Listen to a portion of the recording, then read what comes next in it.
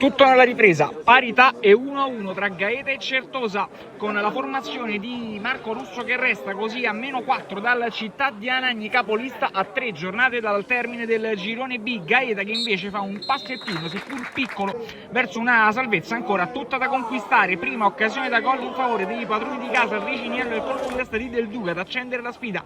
Paradangelo ancora in forma torneo delle regioni con il palo ad aiutare il portiere del Certosa, poi è Serapiglia con il destro a provare a girare in area di rigore. Di Domenica Antonio invece sul calcio di punizione al 23esimo di sinistro mette alto sopra la traversa Gaeta che reclama per un penalty.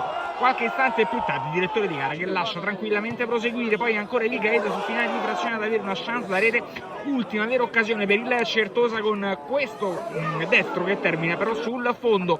Il match cambia all'inizio del secondo tempo, al quinto è il Certosa a farsi vedere con Di Domenica Antonio che prova il sinistro respinto da Salighetti, poi è Natiello ad inventarsi letteralmente il gol dell'1-0, se ne va via destro a giro sotto l'incrocio, gran gol del numero 10 del Gaeta e al 12esimo è 1-0. Biancorossi di Campolo avanti.